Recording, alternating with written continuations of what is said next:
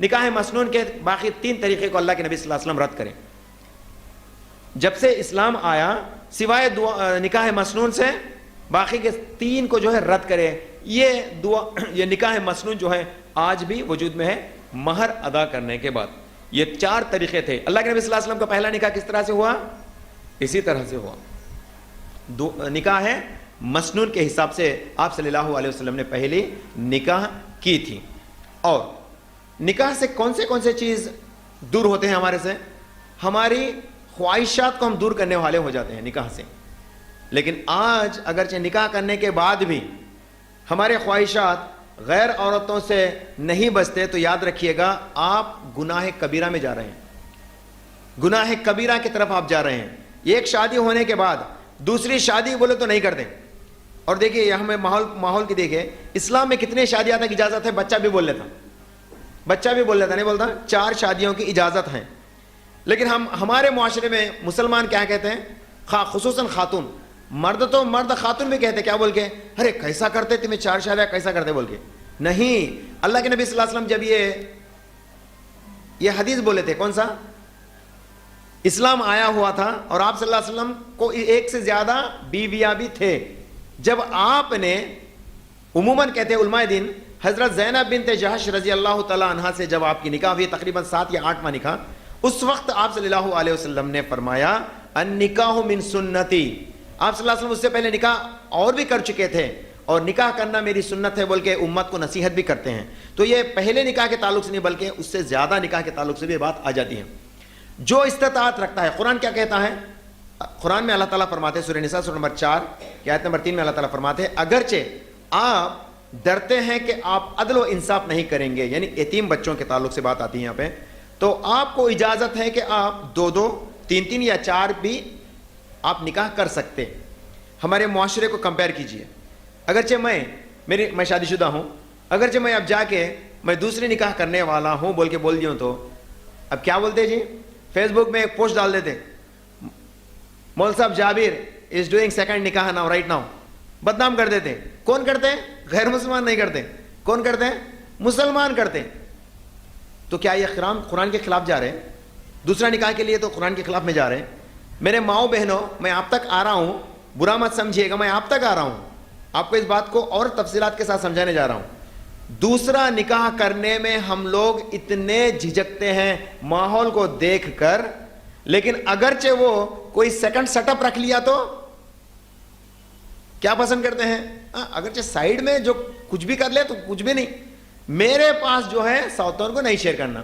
خاتون کا جذبہ یہ ہے. استغفر اللہ. اللہ تعالیٰ کے نبی صلی اللہ علیہ وسلم اجازت دے رہے اسلام کو زندہ کرنے کی اجازت دے رہے ہیں جو استطاعت رکھتے ہیں. قرآن میں اللہ فرماتا ہے جو استطاعت رکھتے ہیں ان لوگوں کے لیے قرآن میں اللہ تعالیٰ فرماتا ہے کہ آپ دوسری نکاح بھی کر سکتے ہیں یا تیسری کر سکتے ہیں یا چوتھی کر سکتے ہیں. بیک وقت میں 4 کے علاوہ نکاح نہیں ہے. دنیا میں کون مل جاتا ہے جو ایسے 4 کرنے والا؟ آج کے ماحول میں کوئی بھی نہیں ہے. سب کی 1 کے 600. کوئی ہوگا وہ ہمت والا، اللہ تعالیٰ جس کو نوازا ہو 2 یا 3 کرنے والا، اللہ تعالیٰ نوازنے والا کوئی ہوگا. ہر ایک کو اللہ تعالیٰ نوازے میں چاہوں گا، کیونکہ آج بنسبت کے ہم زناکار ہونے سے ہم اگرچہ اسلام کے نیک اور پرہیزگار دین پر چلنے والے بنیں گے تو ایک ماں بھی خوش ہوگی. ایک ماں ہونے کے ناطے اس کا بچے کو دوسری نکاح کرنے سے خوش ہونا چاہیے بنسبت کہ وہ دوسری ایک پروسٹیٹ کے ساتھ اپنے وقت کو گزارے. ایک گناہ کبیرہ کرنے سے بھی بہتر یہ ہونا ہے کہ وہ دوسری نکاح کر لے اگرچہ استطاعت رکھتا ہے تو. شرط استطاعت ہے، یاد رکھیے گا. نکاح موج مستی نہیں ہے بلکہ شرط ہے کہ آپ استطاعت کے ساتھ ہو، آپ کے پاس مال و دولت بھی ہو کہ 2 فیملیز کو آپ بھرپور رکھ سکیں تو انشاءاللہ تعالیٰ آپ کے لیے جائز ہے. لیکن اس میں شرائط کو اور تفصیلات میں جائیں گے تو بہت سارے تفصیلات آ جائیں گے، میں اندر کی طرف نہیں جانا چاہوں گا.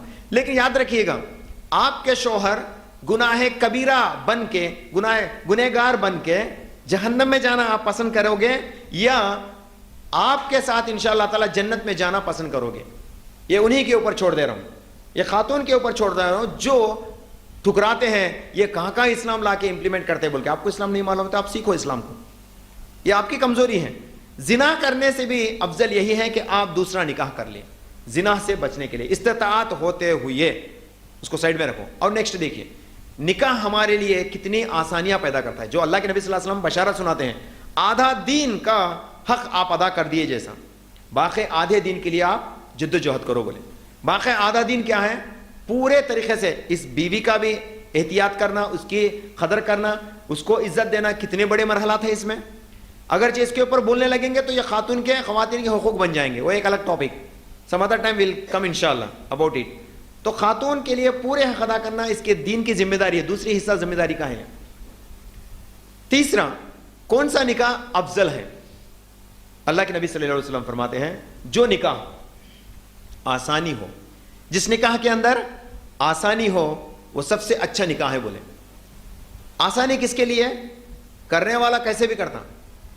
آج ہمارے ماحول میں مرد بچے والے, ان کے لیے تو آسانی ہی آسانی ہے. تو آسانی کس کے لیے یہاں پہ حکم ہو رہا ہے؟ یہاں پہ عورت بچی والوں کے طرف سے. اگرچہ ہم سوچیں گے جس عورت بچی کا باپ خوشی خوشی شادی کرنے کے بعد بھی قرض کے اندر مبتلا نہیں رہتا, میرے خیال سے اٹس مائی پرسنل اوپینین, یہ نکاح آسان نکاح ہے.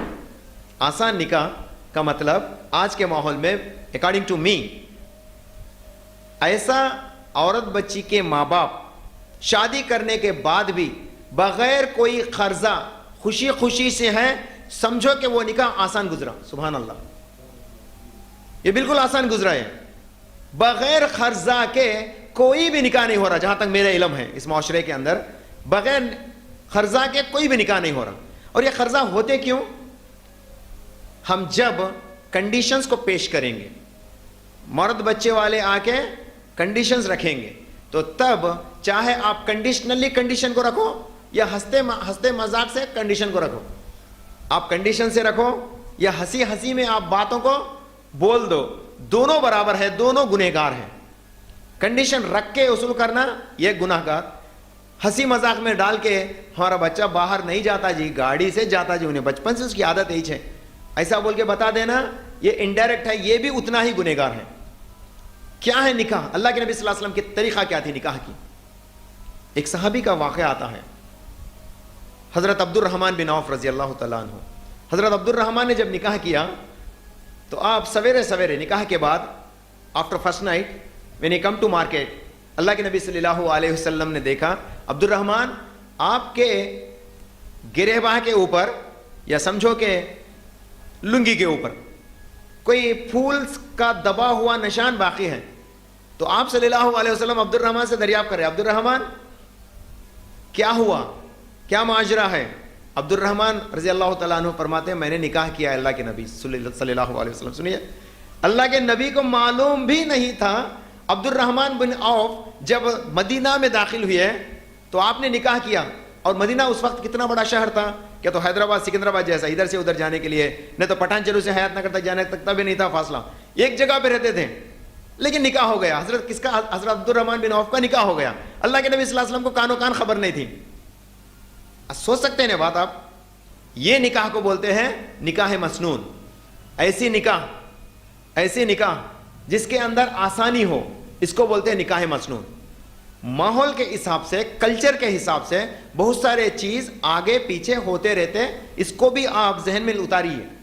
ہندوستان کے ماحول میں اگرچہ ہمارے اس ماحول کے اندر اگرچہ آپ اس سے بھی بڑا اچھا کام کرنے کی کوشش کریں جو زبردستی نہ ہو, جو دل کی خواہش کے حساب سے ہو, تو انشاءاللہ تعالی وہ بھی آپ کے لیے نکاح مسنون ہی کہلائے گا. یاد رکھیے گا, سمپل نکاح کون سا ہے؟ جو عورت بچی کے ماں باپ کے اوپر ظلم نہیں ہو, وہی آسان نکاح.